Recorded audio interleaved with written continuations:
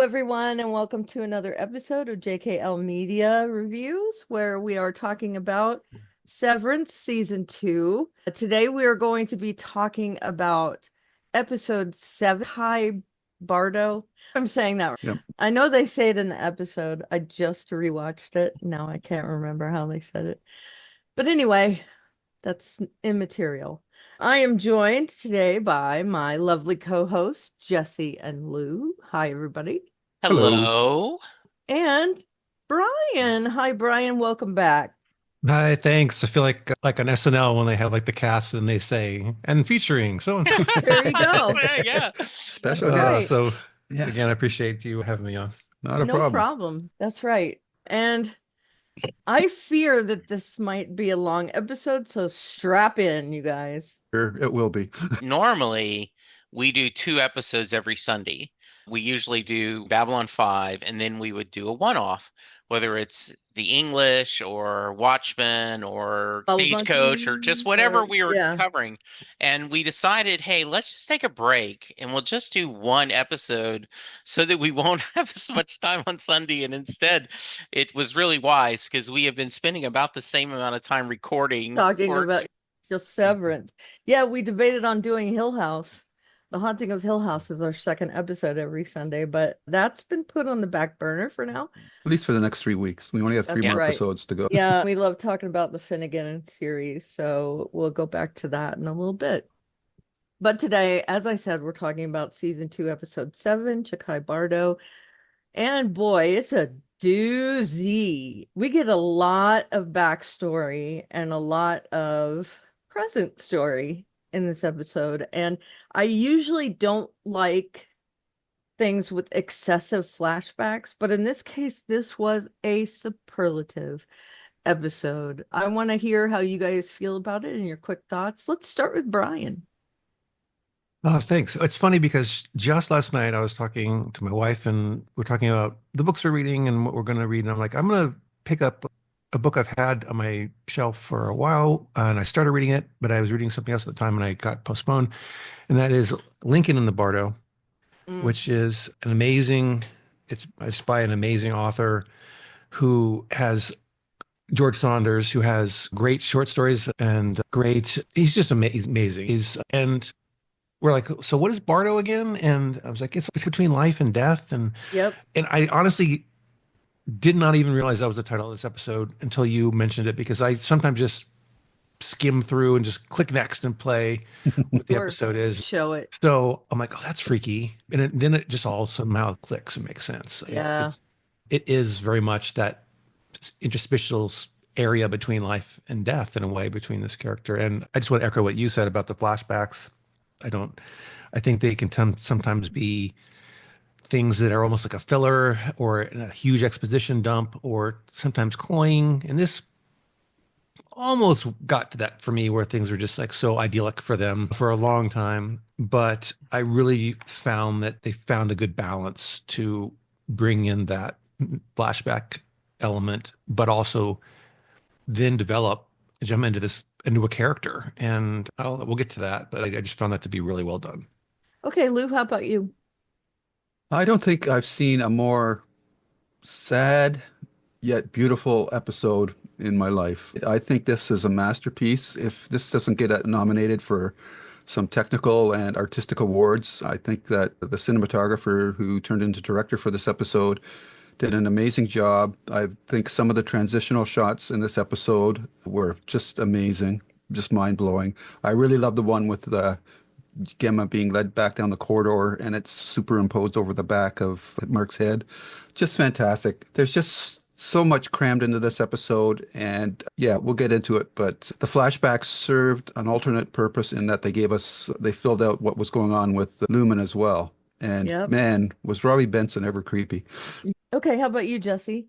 I just adored this episode, even though it made me incredibly angry Yeah. and sad at the same time. One of the things they mentioned about on the little afterwards, the little 3 or 4 minute post, is that they had a lot of heavy lifting of making us care about Jenna. because we've got to get this. And they did. They made us, you saw Happy Mark, you saw her, you saw their chemistry. It was such a beautiful episode, which made us, I didn't think anyone could be a bigger villain than Mr. Milchuk. And then Robbie Benson, voice of the beast, says, "Hold my beer." Yep, he sure does. Or Mauer or something. Thank you, Mauer. Yeah.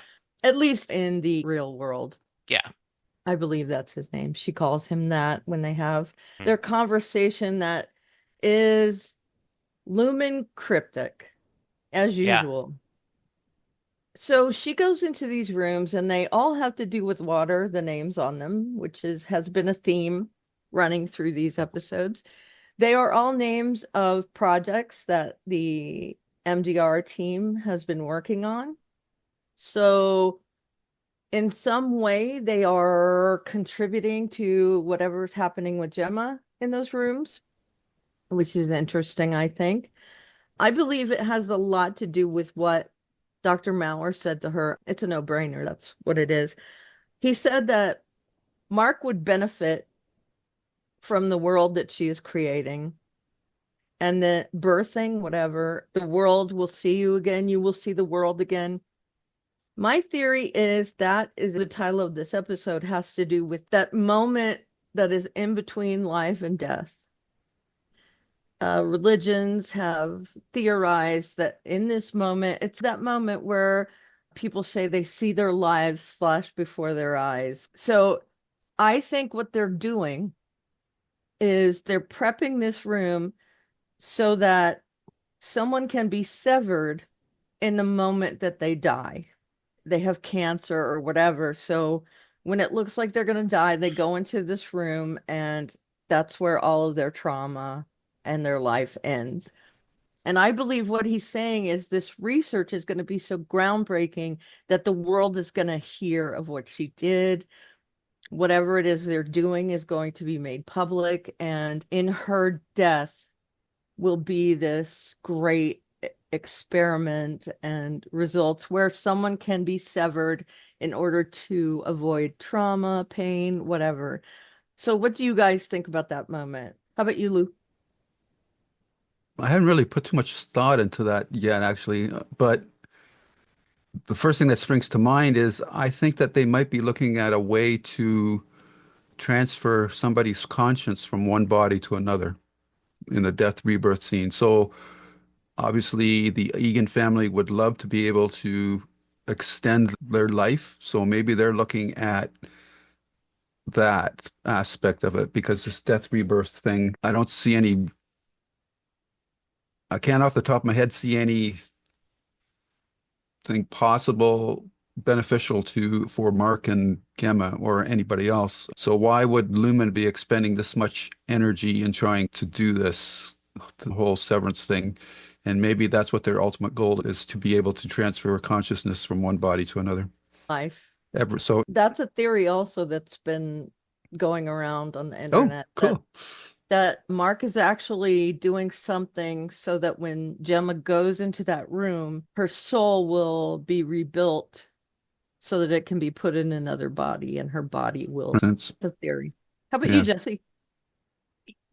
First off, thank you for telling me it's water. When I saw Allentown, I said, "Oh, are they going to do Billy Joel songs?" Are they living in as you could tell, where my mind goes to, right? Yeah. Yep. I think that's a valid theory that because we have established in the whole discussion about being severed so you can have a baby, so you don't remember that we saw pain that of with childbirth and everything. Which seemed, my first thought on that was it was actually duplicitous, or they were tricking her. But no, I think she chose to do that. I want another baby, but I don't want to have to go through that. So there is something through chemo, and I don't think I would want to be severed because I wanted, not that I wanted that, but it was part of the journey. And once again, I think I've been consistent that if you cheat, and I mean that if you don't go through the whole process, you can't heal as well. Yeah, I think that's his. And I don't know what it's doing, but what I'm just as much fascinated with is why did she choose to do this? What was her, Gemma, yeah, Jenna's motivation? Because you it think she chose to do it? it just the way she was telling him goodbye before the accident made me feel a little bit like she knew something was going to happen. Okay. How about you, Brian? There's so many things to unpack, and yeah, I wanted to frog off what Jesse just said, but also the theory that there's some sort of like reincarnation or soul thing that Lumen has been working on, that seems to be a popular theory, and I can at first I wasn't buying into that as much, and I'm coming around to some variant of that. And there's two parts. And one is the question that you asked a few minutes ago, which is what do you think is going to be in the room for Cold Harbor? And it's all the rooms she's been in have been rooms that you go in and there are things that are just what are the four tempers? There's woe, frolic, dread, and malice. Yep. And it leads me to wonder what would that room be, because the rooms that you were in were not all completely contemporary. Like the Christmas one seemed like it was from like a Yeah. 50s sort of time. The airplane. It definitely, I don't think if whatever Mark's room would be, I don't think it would necessarily be a moment from their life. But I kind of wonder if, and again, Jesse, back to your point, how did she end up at Lumen? And that's a question that whole episode I was wondering, because like they didn't really give us any kind of hint at all, other than the fact that it did seem prophetic that she was leaving and it was dark and something was ominous about that. The only thing I'm coming up with at the moment is that Lumen is like this big company that knows everything about everybody. Just like today, there's nothing we do that is not known a million times over by the data miners who know if we carry a phone, they know where we are, who we're with, who our friends are, what they purchase, what we purchase, what our friends purchase, and it all interconnects. Yep. And it actually goes much deeper than that, believe it or not. It's frightening. But anyway, so Lumen could know that Gemma had a miscarriage. They could know that they've been trying to conceive and they were unsuccessful and possibly even having difficulties about that. And so with Mark, did they illustrate or not illustrate, but make it happen so that she would have some sort of accident, knowing that they had a potential pairing of someone that experienced a lot of trauma? And it just seemed like a good possibility for them to do. I'm wondering if all of what he's doing with that data mining, which on the surface seems so frivolous with these little numbers just going to a bucket, but if it's mapping out some sort of connection that they have, because they did have a really good connection, and it unlocks one of these tempers, the Egans is like the key to some sort of like window into their soul. Who knows? That's one of those we all have until we get to another reveal. They're starting to lay down some cards, but not nearly enough. Yeah. And one of the other things you just mentioned is you see the doctor at the fertility clinic. Yep. Yeah, I mean, I did not catch that the first time, but after reading other definitions, and then when I watched it the second time, he walks by. It's very thing. I pointed at the screen and went, oh my God. Yeah. Okay, so that leads into my next point, my next posit to you. Okay, so I think I don't think this. Lumen is everywhere. When they take their blood, it's a Lumen machine that's taking their blood. IVF, it's a Lumen facility that they go to. They have Lumen products in their house. The cards that they're sent for her to do, whatever with is Lumen. And it seems like they are doing something to determine whether she would be a good fit for this experiment or not. I think, and here's my theory, I think they engineered everything. They engineered her not having a baby, losing the baby by giving her whatever in their food products or whatever. How dark would that be? I think they engineered the IVF not working. I think they engineered her accident. And I think they also engineered her going to Lumen and going through these experiments, we can see that she doesn't want to be there. She wants to leave. She wants to be with Mark. She is so convinced that Mark is still the same Mark that she wants to get out. Even after Dr. Maurer says to her, he's remarried, he's moved on, he has a child, and she doesn't believe him because that version of Gemma doesn't trust anybody. She's a comedian from the 80s and 90s, a very bawdy comedian. The last thing I saw her in was Brooklyn Nine. She played Gina Linetti's mother in that. But man, she, in her limited parts in this episode, she really brought it. I think she and Dr. Maurer play counterparts against each other. He's bad cop, she's good cop. They're really manipulating that Gemma that is the real Gemma. This episode made me so sad. When a woman loses a baby like that, it is so tragic.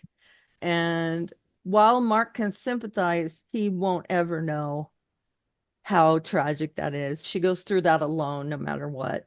And we see that joy and happiness, and then how their relationship turns antagonistic because of the troubles. And I think that Lumen engineered everything.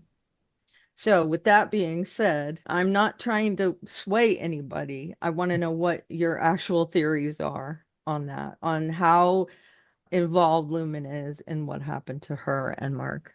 Jesse. We used to joke about when Disney ended up buying ABC and all this other and Nike and these big corporations owning everything. Yep. And yes, you very much get the idea they are telling you that in this world, it's everything. Yep. Also know they own all those houses and right. And so you absolutely could see them manipulating.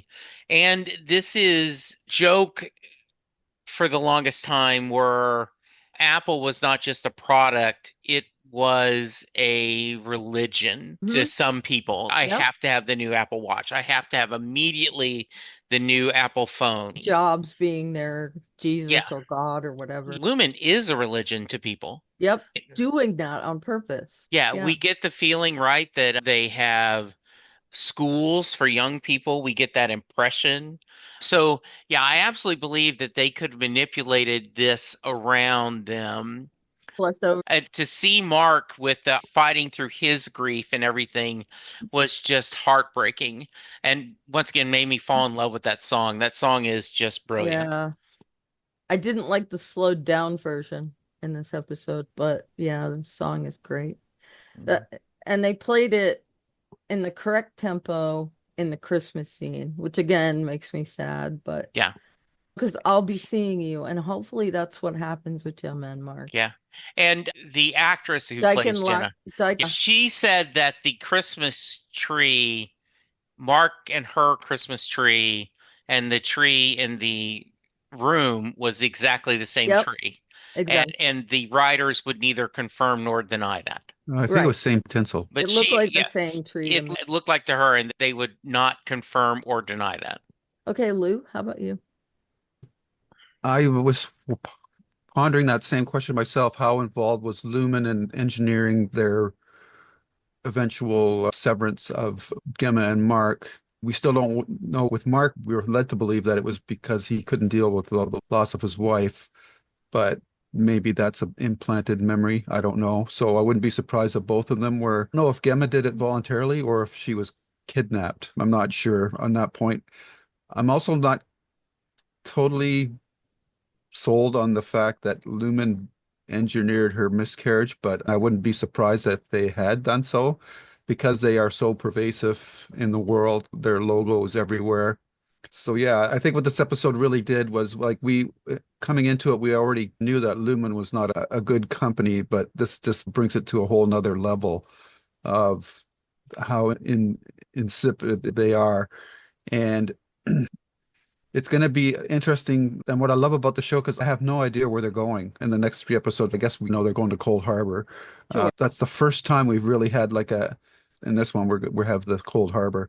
Yep. But I still don't have a clue about what the numbers that they're refining have to do with the rooms themselves, because there's nothing really magical about these rooms. Like they're pretty standard sets. So I don't understand why they have to do this data mining in order for these rooms to be created. That's still a missing link for me.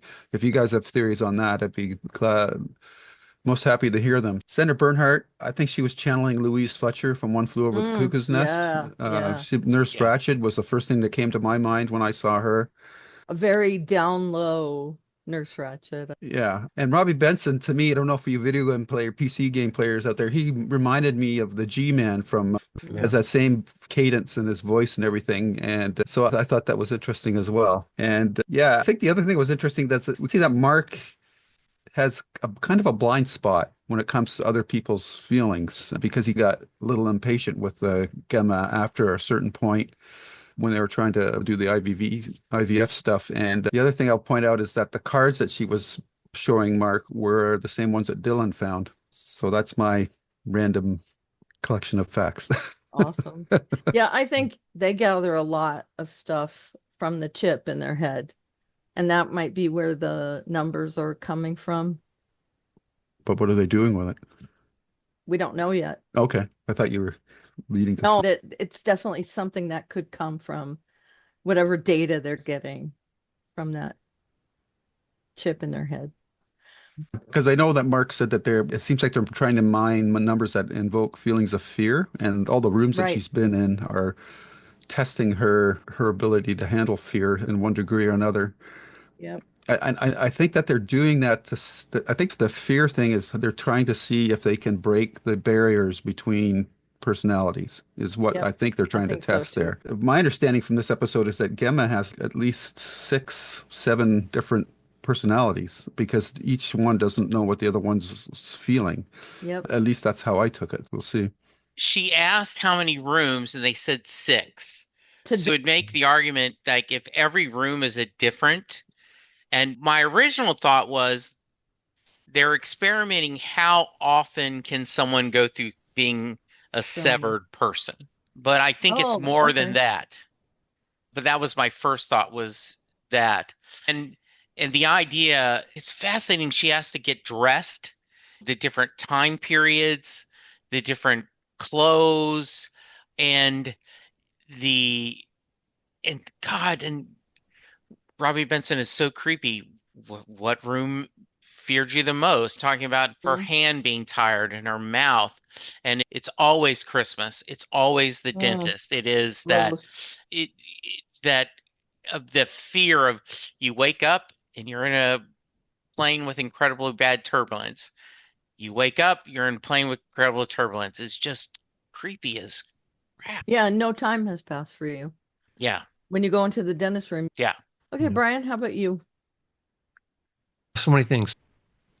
A week or two ago, I went back and watched some of the first episode again because I want to get a grasp of the intentions of the creators. I always find that to be a lodestone. A lot of people have theories about what the show is going to be about, but I think early on, good showrunners have a good idea of what the show will be. It's really built into this very tight and very purposely constructed pilot episode. And just a few notes I found about that was like when Mark goes to work that first time we see him and he's flipping through his little Rolodex of projects to work on that day, Cold Harbor is not in the list. It's all alphabetical and he's going through it. It's not there. So I found that curious because it's obviously something that just became really important in there. So that was interesting. Also, the fact that Mark was coughing a lot in the very first episode. Yep. They don't do anything frivolously. Yeah. And all you guys bring up really good points that lead you to have these ideas of what if and what does that mean? And so Jesse, yeah, it's totally, what does it mean that Gemma had the 6 that day? Could there have been 12 one day? And does that mean that they literally have 12 chips in her head? Or is it like an eSIM where you can like change the parameters so that you now have this new reality that you can just at a flick of a transmission, change the chip to do whatever you want. I find that really curious as well. And yeah, there's so many ways they can go about it right now. And I'm just loving the ideas. Yep. But at the same time, I'm not feeling like we need to carry it to a huge conclusion because unlike say like Lost or something where what does it all mean? The show is so still grounded in the character. The mystery is really important, but it's not as big of a thing as just caring about what's happening to these people, especially Right. with this episode. It was just amazing what they did. Yeah. So just to step in for a moment, my son is a huge WWE fan, and there's a storyline going on right now that The Rock is asking Cody for his soul. And there's a lot of debate on what the hell does he mean? And there was a podcast talking about wrestling and said sometimes something has you asking questions, and other times it has you confused and it just angers you. Yeah. And they said this storyline is confusing and makes them angry. And I said, I'm going to bring that up because I think that's the difference is when you're confused and you're enjoying the journey and it just makes you want to ask more questions, that's when you're telling a story.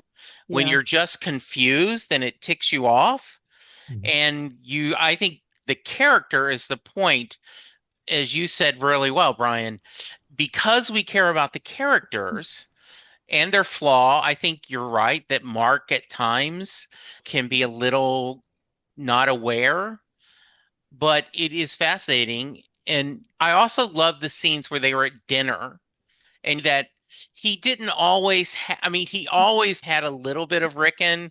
Okay, but there was an affection there. The four of them enjoyed spending time together versus now current outing Mark is just done with him for whatever reasons. So go ahead. Back to you, Karen. To Brian, does Brian have any Yeah, just one Sandra more. Yeah, and Robbie?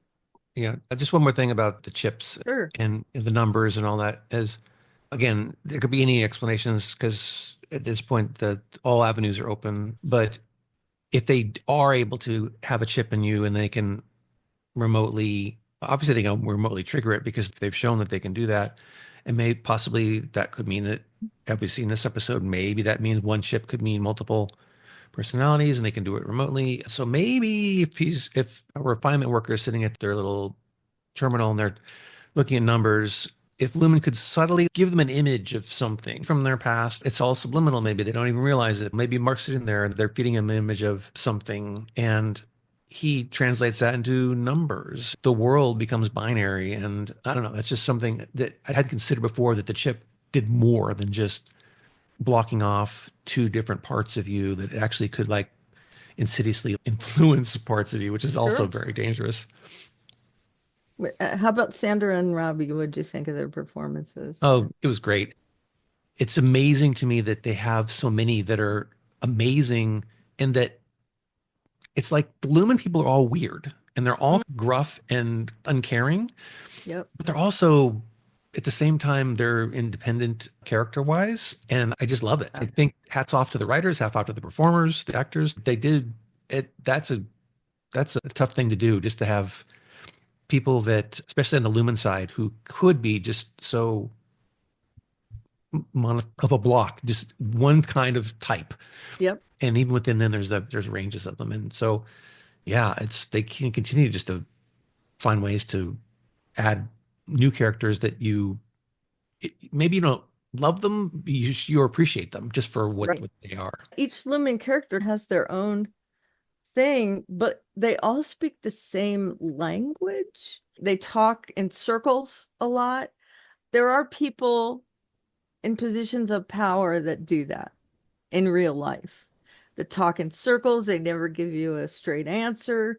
They don't want you to know what's happening.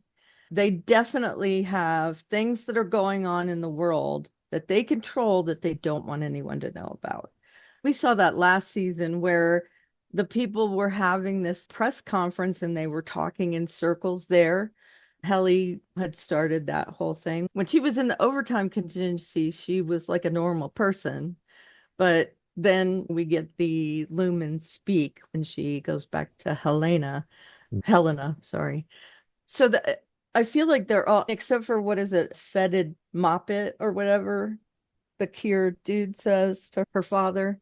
That was an uncharacteristic sentence for him. But everybody, what's his name? The bodyguard, the heavy, whoever he's on like the board or whatever he is, he speaks like that. Milchek definitely speaks like that. Miss Huang speaks like that. And definitely Dr. Maurer. And it was weird to see Gemma there in that environment because it's like she's so used to how they talk. She just isn't participating. She is quiet. She is herself in that room. And when they talk to her, she definitely has malice towards them. When they say, how would you want to die? She remembers drowning. And I think that there's a lot of hatred towards them, which makes me think that they have taken her. And whatever it is, they found something in her blood and her experimenting through the years that makes her, and Mark, because I do think they conditioned Mark as well. They took his blood, they give him food. I think there's something in them as a couple that made them perfect for this experiment, that now Mark is attuned to whatever. What do you think Mark's going to do when he finds out what he's been doing? Because he is going to find out what is happening, what he is actually doing with this Cold Harbor project. They're setting that up. And I think he's going to learn that he is helping his wife to die. And that is going to be super heavy. Do you think he's going to find out? I think they're setting it up, but you guys might have another opinion.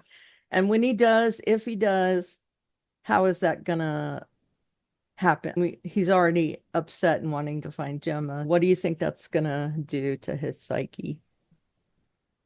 I have no idea. I think a lot of it, I don't think it's a one-to-one. I think there's going to be a number of things that'll happen because I think if there's a reintegration that happens, I think a lot of things are going to come from a lot of directions.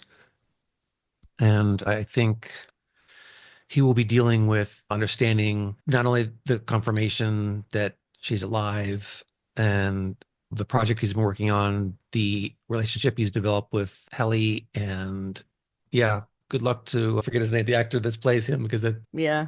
and I'm sure he could do it. I think it's going to be multidimensional. I think trying to think of another movie or series or a character that had something thrown at them and a revelation and they had to grapple with it that was on par. And I'm not coming up with It's one at the moment. hard. Yeah, Yeah. I think the closest I could think of is Eternal Sunshine of the Spotless Mind. Yeah, that's actually been brought up a lot when people Yeah. theorize. Yeah. I think Adam Scott's killing it. Adam Scott, yeah. He was looking Okay. fine this episode. Right? Yeah.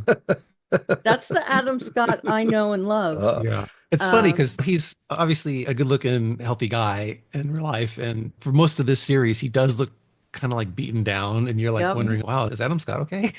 Right. Now we Yep. know that the makeup department's really doing a job on Yep. him. Yeah, because that scene where he's giving blood, once again, Lumen, and he's grading the papers and they start flirting back and forth, and the blunt force, the pun about drug use in World War One, because that's the most clever, and just their chemistry and him bringing the ant farm, and she's, no, I said plants. Yeah. Reminded me of the West Wing when Danny brings a goldfish to Allison Janney's character, and she goes, no, I like the cracker. Oh, yeah. Do not get a lot of award love for mainstream, but this is, and this hurts that it's on Apple, so it isn't as widely distributed, but this is just, they're bringing it all the way. I think it's going to be hard to ignore because of all the accolades it's getting. It's almost 100 on Rotten Tomatoes. And that's a big deal to have that many critics. I think that the Emmy people are going to really take a lot of flack if someone isn't nominated here.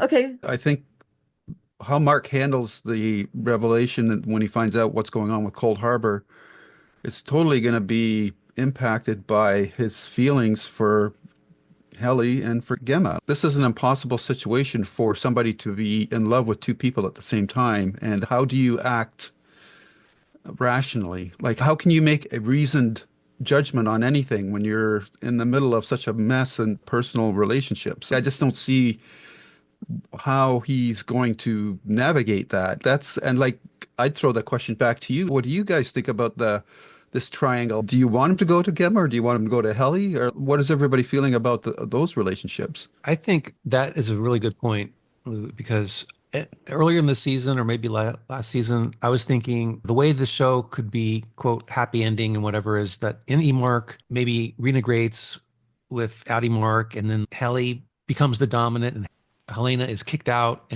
Yeah. But I don't know that there's a happy ending. I don't know that there's going to be a way for everyone to get what they want, because I'm wondering if they're going to head down a road of there will be tragedy in some way. I don't see how they can avoid it. And in a way that's heartbreaking as a viewer, but also what elevates and makes it potentially so good. A pop show would probably take the safe route and have a happy ending, but I think now they might be heading towards tragedy. And what's springing into my mind right now is A Tale of Two Cities, where somebody has to sacrifice themselves for the other two. Greater good. Yeah. I'm one. I'll let you go in just a second. Sure, I'm Karen. one of those people that think there's not one person, just one person for everyone. You can be in love with several different people. That doesn't mean at the same time. We see that when the spouse dies and you remarry, that sort of thing. There are also polyamorous relationships that seem to work. And I think that takes a lot of work. Kudos to them. But it's another thing that shows that people can be in love with more than one person at a time. The only way it could happen here is if they were cloning and they can make two marks. Definitely. So I don't think that's what's going to happen here. I think there is going to be tragedy. And I don't know whether there's going to be any kind of happy ending, because this show does not do what you think it's going to do. Right. Okay, Jesse, how about you? No, last week you mentioned that you are not a fan of triangle love stories, even though you like romance novels, and I enjoy them too. I, over the past few years, have gotten into them a little bit more. Everything is romance. Yeah, exactly. There's in everything genre. Yes. Right. So go ahead. And how much heavy lifting this episode did, that I was before this episode. It's sad that Outie Mark lost his wife, but I love any Helly and I love any Mark together. And now then you spend this hour and I at least am engaged in Jenna and Mark's relationship. I see their flaws, I see their happiness, I see the anger, and it's a real couple.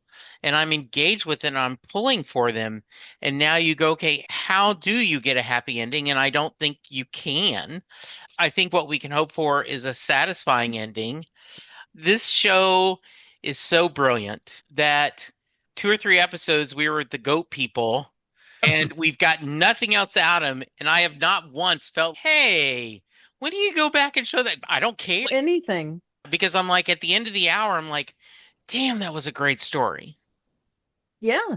I think that's something that this series definitely has, is you don't miss the things that they're leaving out in each episode. And you know that it will come into play at some point. I thought of a happy ending. What? Go for it. Helly joins minds with Gemma, and that's her way of escaping from her Egan. Helena, yeah. Okay, that's interesting. So he'd get like a bipolar wife. Is that what you're thinking? They'd be sharing the same body. Yeah. They'd become like another better version of themselves. Mm-hmm. Yeah. Okay, I like it. I would say that's a kind of happy ending where he would get the two people he loves. That's great. Yeah. It's a good thought. So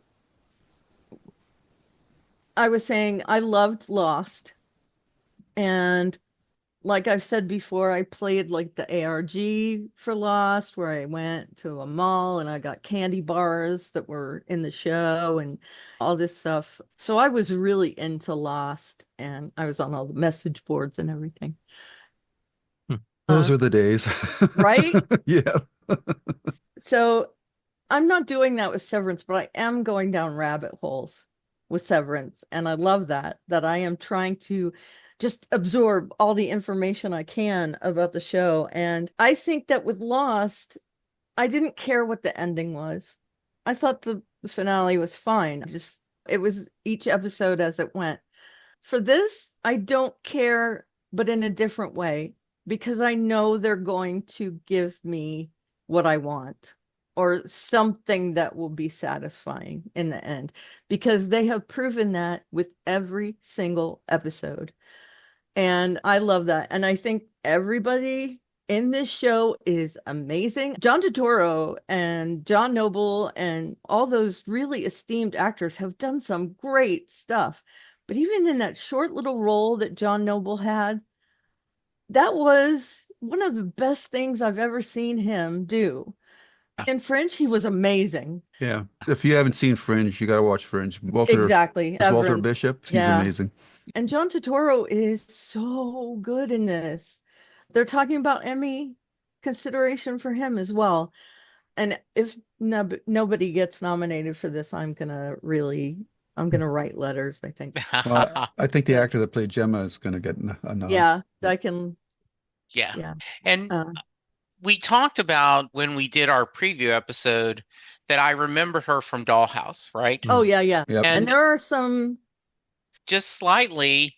Yeah. What a great episode for her this week. I agree. She was good in Shield as well. Agents of Shield. I liked her. I've liked her in everything I've seen her in. But every actor is, I think, is giving Emmy worthy performances. They could sweep if they are nominated for things and recognized for how good they are. I don't have any faith in the bodies that choose these things. They hate genre. They hate anything that's romantic. They hate anything that has to do with superheroes or dystopia. They hate all of that. And it's like they rage against popular things.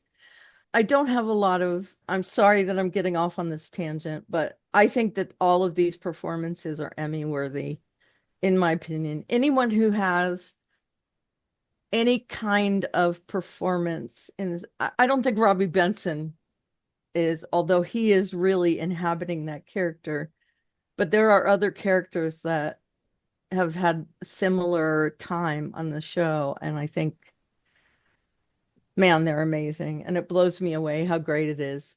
I want to quickly talk about the cinematography. You brought it up, Lou. And there are so many things in this episode. I don't know if you guys caught it, but when Mark is waking up and Dyken is in her house, in her little room, whatever it is, there are some flashes and they give you like some subliminal images. They are of someone making a clay tree. And it flashes with the trees in their backyard. So you get these flashes of like Mark and Dyken and then the backyard. And you get the backyard in like light and dark and rain. And then there's interspersed with that, there's someone building a clay tree. And it's 3 or 4 times they show that with the tree in varying God, I never caught that. It's about at the halfway point, at about I've 22 minutes. images, but I thought it was just images of Gemma. Wasn't that a callback to a previous scene or episode? Sort of statuette or something. Well, I don't remember what character it was. Very small, but so I do think that it's a callback to something. Yeah. But yeah, I didn't realize that it was something important. This episode is about every single frame. And the way that they put things in frames, you don't really ever see their dinner or lunch that the group is having, the 2 couples, as a whole. They're showing each character and sometimes 2 characters, but really only 1 character at a time talking. It's like they're focusing in on what each person is saying at the table or not saying, in the case of Gemma, when she is telling Devin, thank you, telling Devin that she's pregnant. Yeah. Oh, so beautifully done. I'm so glad you guys brought that up. You could tell that there is this love of sisterhood. She puts her hand over and then you're not drinking. There is such a joy in her eyes, and they're exchanging that while the two guys are talking about rock climbing. Climbing, And exactly. it just, there's so much there in that few minutes. And I just love Mark's sister. She's fierce. Right. Like Yeah. when she goes, no, that's the effing law. When she's pulling Right. this out. Her reaction when a sale tells her that Gemma's still alive, like that broke me. That was Yeah. in the first couple of minutes of the episode. I was going, And oh my Yeah. how God. irritated were you with her that, okay, she doesn't trust Ragabi. I get that. But to drive her away when she's in the middle of this procedure and then realizing after it's too late, I need you. Don't run away. But she's the one that did that. She's the one that pushed Ragabi away. Yeah, I thought that but was the one false thing about the episode was Right. that she would call Cobell of all people, and it just seemed like a contrivance to, all right, how do we get the doctor well, away? I think from her point of view, she figures Cobell's got an axe to grind with Lumen because she's been fired. Other than, Well, she's not there anymore, so she must and know. that's a leap, I guess. I what Yeah. I'm saying. But Yeah, yeah. and I agree with you too. I think that she bonded with her a little bit. Who bonded with who? Sorry. Devin and Miss Devin Cobell. and Miss Cobell. But at the same time, that was such a betrayal of knowing that Yep. you Right. bonded with Yeah. me because you want to get access to my brother for some weird Lumen purpose. So be it. Yeah, but I guess you could say that her concern for her brother overrides any of her Yeah. other issues. And I'm going to use this any way I can. So Yep. yeah, I think that's a valid, and you're right.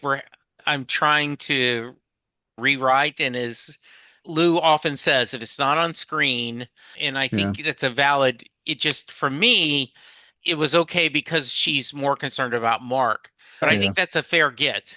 Yeah. Yeah. I give And- every show one MacGuffin, and that would Exactly. be Yeah. Her phone.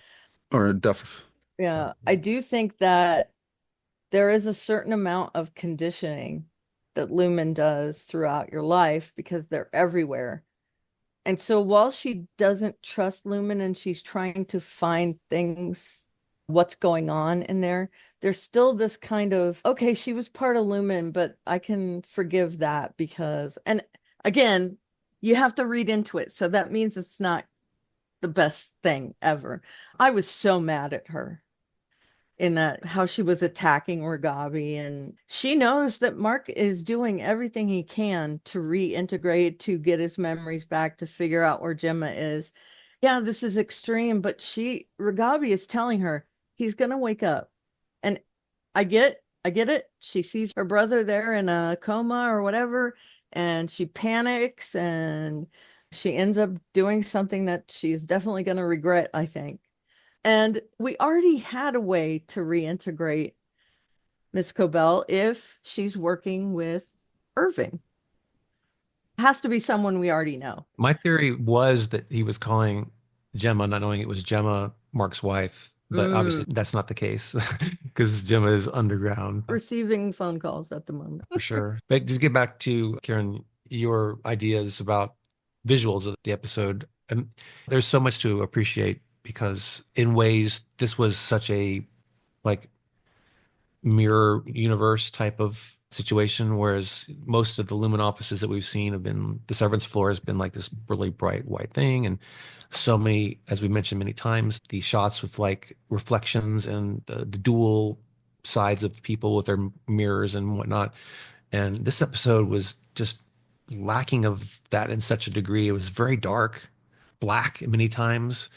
And the times that they did see characters, it was often in a kind of a inverted way of, so the dark room where those people, the Lumen people were working, the cubicle people were working on the things. And the layout was different from the way the severed floor is. Right. So They're that little facing pinwheel was like out. this little square. Right. And And it was obviously very and purposeful in that way. And that thematically seemed to carry over too in the way that Gemma had this relationship with the outside, because in the severed world, The upstairs downstairs relationship is like the upstairs is the outies and the inside the downstairs is the innies, and for her it's the opposite. Like she's down in the dark in the bellows of this place, and to go up would mean to be escape, but the up is the innie who unknowingly sends her back down to her fate, which is Yep. like what the innies do to the so that to me, oof, my head explodes. I'm And like, it's that's brilliant. to Helly as well, because last season Helly tried to escape and the same thing happened to her. Her outie Exactly. sent her right back in. And so And I think that was setting us up for this. Yes. Yeah. yeah, so a couple things we're trying to Right. break you. It broke people. This is literally their testing, Yep. which I thought was brilliant. You guys mentioned it, but when Milchek catches her and lies, your Audi was here to see an art exhibit, went in the wrong elevator, and she's trying to, and he just go. Yeah. Like almost like a child. Yep. When you're telling your child, no, I want it. No. I was so furious at that point. Did you catch the little thing too, though, that it's so Milchek, where when he opens the door, he almost looks like he's out of breath. Like they're like, Yeah. Oh yeah, It's he had to run, run. on the Yeah. radio, get to that elevator now. And I thought it was a Yes. very Yeah. small thing, but it was on point. Brilliant. You're right. Yeah. He was trying to do that. Because the nurse definitely gave him a call and said, hey. Yeah, exactly. And it makes me wonder why that elevator stops at every floor. I'm guessing it's for that purpose, to make sure that people don't leave when they're severed. Because we've seen that they say, oh, you don't have to stay here. You can go back to your Audi and you don't ever have to come back. But they know that the Audi had a reason for being there and it stops them from leaving. And in her case, it's like her shackles. Yes. It's what's keeping her there is her real Annie, which is the wellness coordinator. So I also want you guys to discuss the room with the 4 shadows of the people. And I do think it's a complete opposite of the MDR floor. They are watching the MDR employees. They are not facing each other, which means they can concentrate on those people upstairs. Drummond was talking to the doctor, and we saw him there a couple times dressed in his sweater and his gymnast outfit, which Costumes. yeah, that terrifies me. She left that room in a gymnast outfit, and that has implications that to something that happened in the real world with sexual assault. And again, that's another kind of trauma. So draw that into your conversation as well. The mirroring. We'll talk about the mirroring and how that room plays into it. Yeah, it's just that it's a kind of a dark mirror universe almost. I didn't know the significance of the people that were there. And then again, I watched it one time. I didn't go back and watch that scene closely and freeze it. But it seemed like there was like a Dylan Yep. type of person there. And so I didn't know, but is there a significance to that there's people who are absorbing all the things that these refiners are doing to the point where are they checking their work? Are they like learning to be them? Or what is it? It's just, I don't know that we know yet. It's just another one of those things it seems to be something you notice and check up, save for later kind of thing. Yep. And in regards to, it's the 4th or 15th most important thing in the episode. So much other stuff, But we know it's going to have significance down the road. And they'll do it so that we forget, to be honest. Next week's episode is going to be different. I think next week is the Irving Burt episode. I'm not sure, but it's going to swerve away. They've done this the entire season. During the season. That room, I think, is something that they put in there, and they did this, don't look at the people that are observing. We're going to put a conversation in there that you're going to pay attention to. And it's like something that it's in our head now, but we're going to forget about it. And then when it shows up again and it has significance, we're going to go, oh my God, how did they do that? Jesse, how about you? Mirroring and such.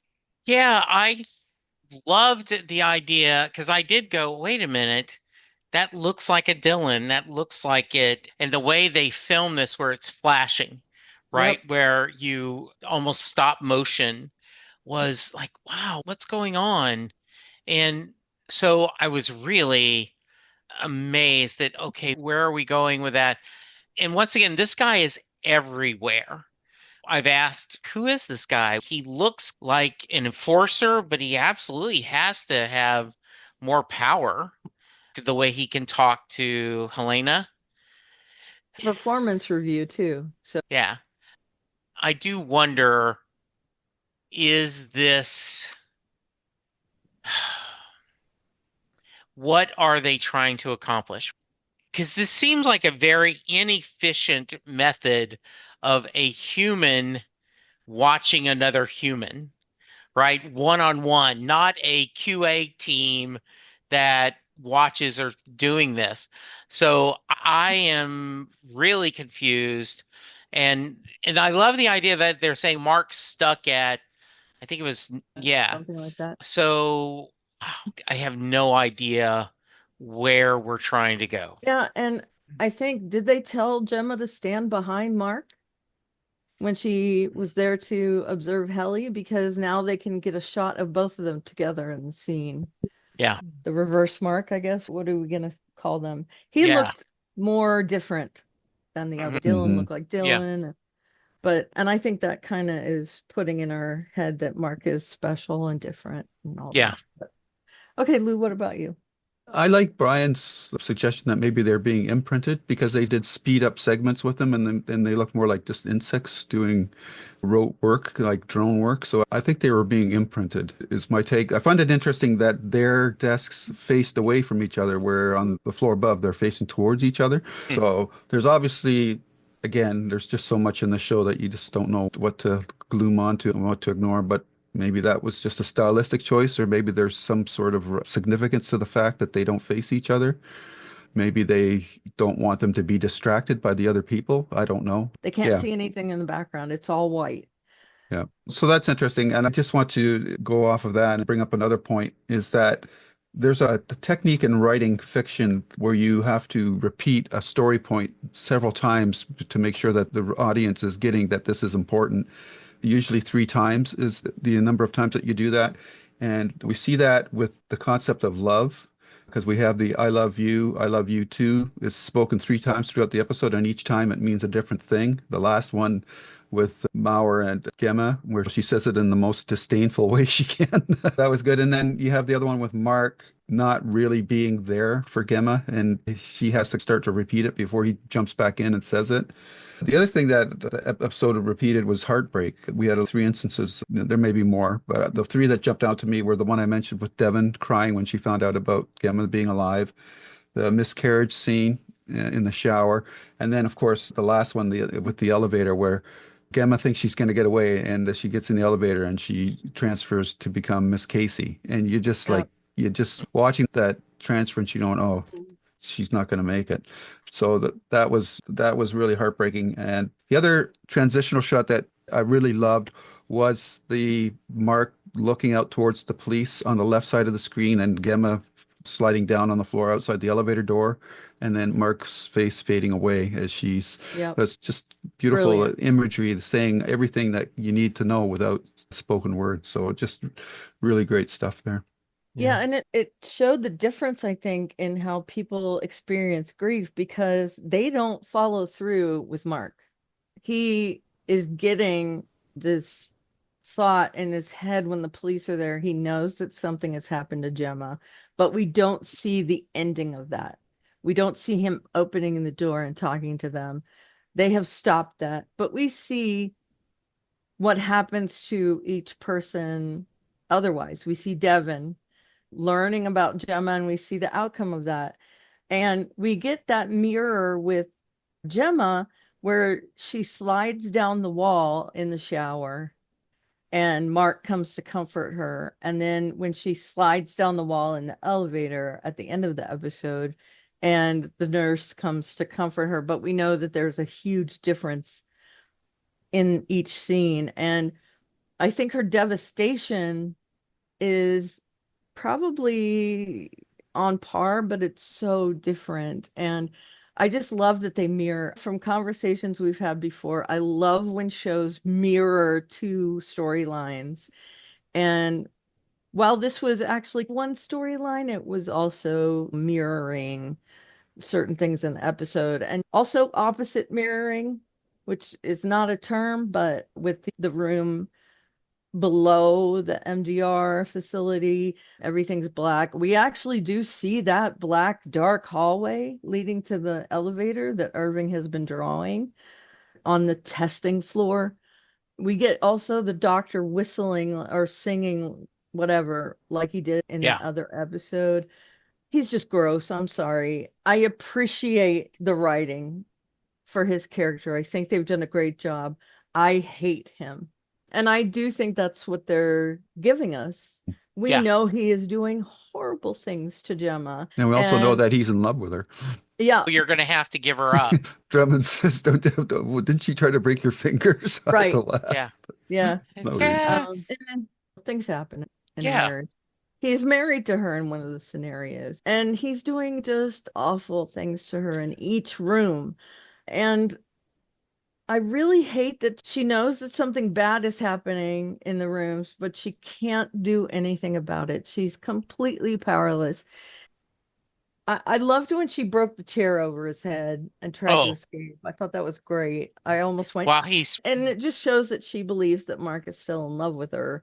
So there's that. But also, she, in her room, I think she's given up, but there's this little hope in the back of her head that she can finally get away, because they've said over and over, yeah, we'll release you when, we'll release you when, you won't be here forever. And we don't see that, but we know that's what they're doing, because she does have a little bit of hope. But I do think that when she does those things, she makes her breakfast, she does her calisthenics, she gets her blood taken, it's all like repetitive every day. And I do think that a part of her has given up. And that is just also tragic, because it's like they're saying, hey, you're happy here, but let's put you through these testing rooms. She's not happy there. She's not even close to it. I think the thing they're testing is escape your trauma by being severed and then go back to your normal happy self. But with her, they're not doing that at all. She's not going back to a normal happy self. She's going back to this person who is being held captive by that company.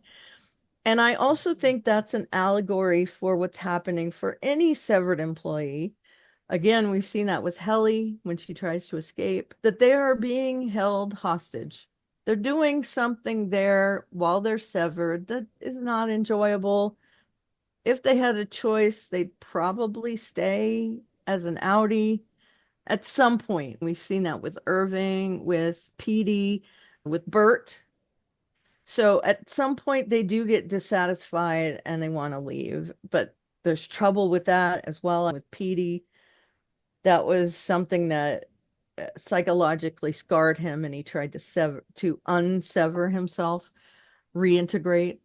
I'm just After this episode, I did have a bit of a cry, and it wasn't long, just a little one, a couple tears, but it just makes me so sad for her and for also anyone else that's severed, because that company is conditioning them and doing horrible things to almost everyone who's severed. I think putting them in a white room and doing these repetitive tasks, it can't be satisfying work. I think Dylan might be the only person who's enjoying it.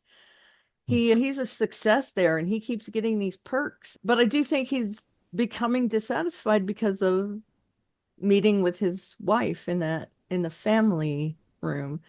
So I think that Lumen thinks that they're 100% successful with the people that are severed and work for them, not the people on the testing floor, but the other people. But I do think that they're also self-sabotaging. They're doing things that they don't know is going to affect those people, but it does. We even saw that with them at the end of last season, where they wanted to see what their Audi was doing. So there is this niggling thing in the back of their mind that the chip isn't attacking. And I think that's what's causing the dissatisfaction, the mistrust. The severing procedure is working to a point. And I think that's what it's showing us, that Lumen is human, for lack of a better word. They make mistakes. And you brought up Apple, and I think Apple is similar in that there's definitely things that they do that fail, but people are still in love with Apple. And I mean, in love with Apple. I don't begrudge you, whatever you want to do, but if you stand outside for a phone that you don't need for 12 hours, I have to judge you a little bit. I'm sorry, I have to. I'm an Android person, if you didn't understand that. But I'm also a PC person, not a Mac person. And I've used Macs a lot in my life, being a graphic designer in one of my lives. I guess it's one of my severed lives. Yeah, so final thoughts. Did I miss anything? Let's start with you, Lude. I've got quite a few things actually, but I don't know how much longer we want to go with this because we're already over an hour and a half. I just want to ask a question of everybody, but before I do that, I gotta have to do a little bit of a preamble, unfortunately. The Chikhai Bardo title. Bardo is an intermediate transitional or liminal state between death and rebirth, and it's the fourth Bardo, which is what this episode is dealing with, begins when the dying process begins. Who's dying in this episode is what my question is going to be. But I also want to point out the fact that when Mark and Gemma first meet, they're trading what papers they're grading. Mark's All Quiet on the Western Blunt, drugs World War I soldiers took. For Mark, that's basically what he's done. He's become severed to forget his pain. So you can relate that to the drug use. The book that Gemma is referencing, The Death of Ivan Ilyich, is very interesting because it's a story about a judge who undergoes some sort of trauma and he's dying. And he begins to reevaluate his life as he's dying, because in his life he was a judge and he realizes that was the artificial life, his outie life, you could say. His innie life is the relationships that he has with his family, which are not in a great shape at the point of his dying. So he's trying to repair that. And then he no longer hates his wife or daughter. He only really connects with his son a little bit, but feels pity for them and hopes his death will release them. In doing so, his terror of death leaves him, and Tolstoy suggests death itself disappears. So, with that bit of knowledge, I'm curious for all of you, who do you think the title of this episode is referring to, if anyone? Do you think, well, I'm not even going to say anything. I'd like to hear all your thoughts. We'll go around the horn. We'll start with Brian. Since Gemma's the focus of the episode, I think she's going many times up and down elevators going between one reality and another, and just that experience. And it's something that made me wonder too, is if Mark reintegrates, like what happens in the elevator when you're going down I feel like something would pop. Right? If something's magnetically or whatever electronically telling your brain to do something, and something is, I can imagine in a real world circumstance how a piece of hardware would operate if something was instructed to do something and it couldn't. So anyway, I think Gemma was the one who was, because of many questions from Dr. Maurer, was trying to gauge what she might have felt coming out of a room. And that's that barrier. It's the now versus that other existence. And that it's that they're trying to break the barrier. That's what it sounds like they're doing. Okay. You think Mark's going to get a blue screen of death? Yeah. When he goes through that elevator. You've been terminated. For all you tech people. Karen, what do you think? I think it's Mark. Mark is having those flashes as he is in that coma. I think we're also seeing Gemma have some memories. We don't know who it is at what time, but it's definitely Mark having those flashes, like his life flashing before his eyes. And while he's not dying, I think that he's in that space where his body doesn't know whether to let go or fight. And he's having that kind of before death experience.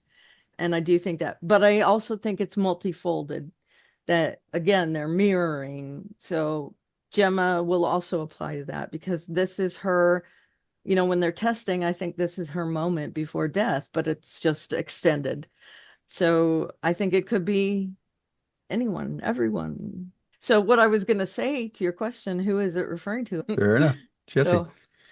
Yeah, I think the beauty of this is that there's so much about this in between that time with the innies and outies and Jenna and Mark. The I think it's a little more Jenna than Mark, but I think you could make the argument for both. But Jenna truly is caught between a limbo and in almost a Hades. Purgatory. Yeah, Yep. purgatory is a better word. Yeah, like you're just stuck. Dante's Inferno kind of. Yeah, she just is rinse, repeat. Plus, there's levels of hell, like the levels of the Lumen building, More floors, more seasons. Yes, right? exactly. And we go back to I'm curious and I have a lot of questions, but I do think in a lot of ways they've just scratched the surface and I did not see where when we finished season one, I had no thoughts about where season two was going to go. And I think that's a really beautiful thing. Yeah, Even, but they yeah. also left it open. Yeah. Different things, though. I think Brian brings up an excellent point. And I think we've already seen this to a certain degree, but when he's trying to burn the images in his eyes, the problem is every time you go in the elevator, the chip resets you. Yeah. Whatever his treatment is he's going to have, it has to somehow overcome the transference effect that takes place when you go in the elevator. I don't think his treatment is quite done yet. Like the next time he goes in the elevator, he could be back to square one again until they get to a point. And it makes me wonder too, how did Petey, like what was the time frame for Petey? Yeah. I don't remember exactly like how many times did he go back to work, but while this was all happening, while he's Doesn't being seem reintegrated? like he did, which I think is part of the problem for him. I think But he retired from Lumen, yeah, and yeah. then that's when he wanted to reintegrate. I do think if there's something that happens in the elevator, when he reintegrates, it's not going to do anything. He's going to be both people in one, so it's negated. He can't switch to his innie because his innie is there already. Yeah. Yeah. Okay. Yeah, that was the big question I had about the episode. I'm reminded of there's a mantra or saying that people don't give the people what they want, give them what they need. And I think this show does that on an ongoing basis. We're expecting this is what I want to happen next episode, but that's not what happens next episode. They give you Nope. something totally different, but you know what? That's what we needed. And what we needed right now was because the point of the show has the Helly Mark relationship to a certain point. We needed to know what he's up against. We need to know what the stakes are, and we needed to know more about Gemma, and that's what we got. Yep. And I think that's just brilliant. And this episode, each episode has felt like a different show to a certain degree, yet there's a consistent through line. But the Woes Hollow episode is so different than anything we've seen in this episode. I expect probably next week's episode will be a bit more of backfilling again to try to flesh out what we've discovered. So it probably won't be as revelatory as this one, but that's Who fine. knows? I mean, it might be as revelatory. Next Might be, episode's called because we Sweet don't know. Vitriol. So I don't know. Oh, Somebody's going to no, blow a no. fuse, I think. We'll have to You see. think it's And gonna the other be thing we haven't really talked about, but finding out that Rickon is a mountaineer, a climber, like that was like totally out of left field for me. Like he seems like Yeah. such a homebody kind of guy. I thought that was really funny. Yeah. No, not at all. No. Oh, I forgot what I was going to say. So go ahead, Jesse.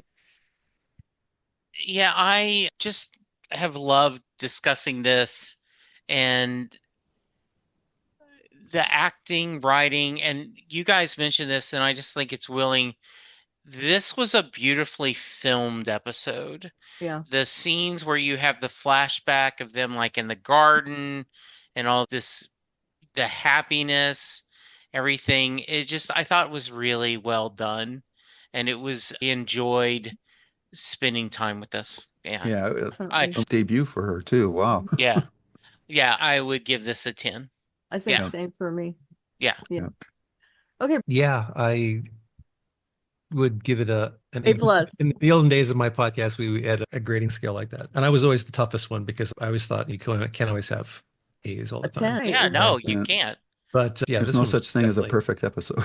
No. Yeah. But I did really love it because it surpassed what some could be a trope of the flashback episode. You have these events that you see and they're told, and it's a very expository kind of way. But the difference was that they took Gemma and they actually made her a character beyond just this sort of propelling agent of the story for other people and gave her so much sympathy and you empathize for her. And now it's like there's this other character that you're like, you want her to get out of there. You want her to win. You want her to not suffer anymore. And that is great storytelling. Another thing I thought was great was we touched on it really briefly was the just the respect for the audience that the show has, and that there was at least two scenes, I'm thinking now three, that had either minimal dialogue or no dialogue, and they completely conveyed exactly what was going on. Yep. And Absolutely. there's so many other shows that would just because of a network node or because they just weren't capable enough or competent enough, they'd say, "Oh, Devin, I'm pregnant," or "Mark, I just had Right. a miscarriage," Yeah. or "Excuse me, sir, your wife just died in a car accident." None of that. You have to pay attention. You can't be off doing the dishes or having a song in the background. You're watching the show because you love the show and you want to notice and absorb everything, and it's amazing. Amen. Even the small things like the quote flashback stuff with Mark and Gemma, if you notice, there's actually they applied like film grain bits to Yeah. like it was stock like film. That was interesting. I just noticed it and I was like, okay. Here, And I almost wonder just if in a way that was almost on the opposite side of the respect for the audience part, that almost was like veered into, okay, we're telling you this is a flashback kind of thing. right. At the same time, this show is so good. I wonder if maybe they're doing this. Are they setting it up as like, this is so idyllic that we're applying it this way to make you even question if this is how things really happen? I don't know. So that was really amazing. The last question I have, which is not about this episode per se, I guess it was, is like the black door. Like Irving was painting it. Why would he have been in the testing room? Well, what is that opens up a whole other bit of questions. So yeah, that's looking forward to the next episode. Yeah, I think there's a huge contrast too between that kind of grainy footage of their flashbacks in contrast with the rooms that Gemma goes in, which are stark and bright and Yeah. technicolor. It's just they're really conveying something without actually telling you there's a difference. And I do have to say, I'm a sucker for mid-century modern. And so that room where they're doing the signing and the Christmas things, they had a clock on the wall that's like that starburst Yes. atomic clock. Oh my God, I want that clock so bad. And it's in this dark wood and I love it. It's one of my favorite things that I have. They didn't have any other furniture really that was mid-century modern in there, but I wanted to see more. I want to see that room. I hate to see her going in it, but I was like, oh my God, mid-century modern. I want that clock. I have all kinds of feelings when I watch this show, and I am conditioned now to look in the background. I hate flashback episodes of the show. I hate it. But this was satisfying and beautiful. And to see that relationship grow between Mark and Gemma is just so heartbreaking. So yeah, we all loved the episode. How could you not? We love how this is a show for smart people. I'm not excluding everyone, but I do think that they're telling each type of viewer a different story. Yeah. Putting things in that people They're deliberately leaving the texture open for the viewer to interpret it in the way that they, based on their own life experience.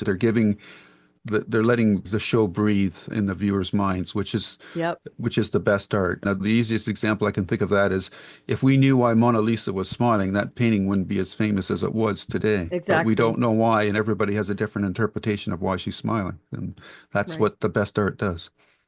Come on, that's a picture of Leonardo. It's a self-portrait. Okay. That's one of the prevailing theories is that Yeah. he just did a self-portrait.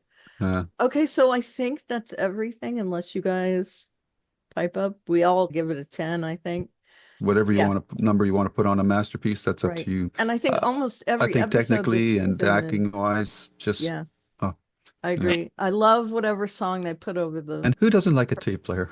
again, mid-century modern. And I love, we've talked about this before, but the eerie soundtrack, the score, where that Yeah. one note after another, and the feeling of, and I think it was And it's a Brian.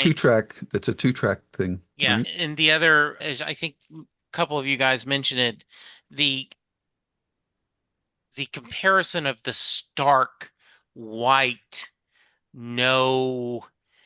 there's nothing in Lumen. There's no motivational posters. There's no windows. It's just this whiteness of the starkness that, in a way, could be, as you say, another layer of hell.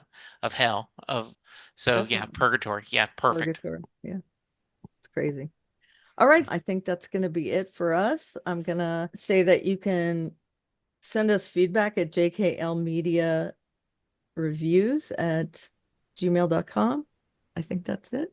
And you can reach me at Aliveria on social media, and I have a blog, alliestuff.com, with a bunch of links there. How about you, Brian? Where can people find you? If you go onto YouTube and look up Geek Quorum, we have a few videos there. They're really old. They haven't been updated in several years, but you can go there. You can email us at our old Galactica and Geek Quorum email, which is G. That's still active. Great. Yeah, I am at Jesse Jackson, DFW, on Twitter, aka X, Blue Sky, the other social media, and you can hear me talk music on Set Listing Bruce. Would love for you guys to come over there and check that out. He doesn't just talk about Bruce. Yeah, I do not. And you have some really great guests that talk about music, but they also have a lot of insight into life and Thank you. other things. Yeah. Okay, Lou, your turn. Of course, you can find this podcast on YouTube at JKL Media Reviews. Karen's already given the email address. Jesse also distributes our podcast on all the various podcasting catching distribution software, so you can search for it out there. Yes, it is. If you go to JKL Media, wherever you find podcasts, and we would love for you guys to go to iTunes, wherever you get us, and leave us a review. Awesome. Of course, 5 stars. Yeah, please. And my old home for podcasts, where we just finished off our Babylon 5 podcasting, is there at Lou's Reviews, as well as my writer reviews and my Stephen King reviews, our podcasts. On Twitter and Blue Sky, you can find me at Lou W. Sitzma, Sytsma. Great. Yeah, we're JKL Media Podcast on whatever platforms. Personally, I listen on Audible. We're on Spotify. We're on iTunes, anywhere you can find podcasts. And I'm sure that we're also on the aggregated sites. So whatever program you use, it'll probably pull it up. Guys, I hope that you're being satisfied with our after show, as it were. And stay tuned. We're going to have a lot of things coming down the pike. There's only 3 episodes left of this, but the writers are already assembling for the 3rd season, even though it hasn't been greenlighted yet. Definitely be, because Apple said something like the effect that this show has gotten more views than Ted Lasso. Anything. It's going to happen. That's saying a lot. Mm-hmm. Continued with Ted Lasso. It's definitely blown up on social media this year for sure. Oh, yeah. It's their most popular show ever. So they better give it a season 3. I know we say this a lot, that the showrunners have a end game in sight. Ben Stiller has said he wants about 5 seasons. Let's cross our fingers that happens. So far, he's been brilliant. And the fact that he's championed this show when nobody else wanted to make it, I have to give him props. He's someone that you would never expect would be involved with a show like this. He's a comedian. I don't know. Yeah, that's true. We haven't really seen him in anything like that. Yeah, I'm still waiting for him to make an appearance on this show. Oh, I would love it if there was a cameo, even if it was his voice or him in a costume. Yeah. Oh, Been the board the whole time. oh. Yeah, because we've never heard them, right? Yeah. Them or him or whoever. So yeah, we'll be talking about Severance whenever it's on. Like I said, we talk about the Finnegan series. That's his name, right? Yeah. Flanagan. Sorry. I was wondering what you were talking about. Yeah, Finnegan. the Flanagan series is. We've talked about all of those but Hill House and the House of Usher. So we'll continue with that. We talked about 12 Monkeys. We talked about Devs, Peripheral, and there's one-offs. We talked about the Barbie movie. World. Yep. Tragically Hip. Stagecoach. Yep. We're pretty varied in the things that we like to talk 12 about. Men. We rotate. So maybe there's going to be a romance book coming up. Who knows? I'll get you guys to I read. don't. I wouldn't give you like a Harlequin. Let's put it that way. Yeah. But anyway, we hope you enjoy this and stay tuned for other things and watch our back catalog and all that. So with that, I'm going to say goodbye to you guys and have a great week. My husband just Bye. said goodbye in the background. So bye, everyone. Bye, everyone. Bye. Take care. And scene. The proceeding has been a JKL Media production.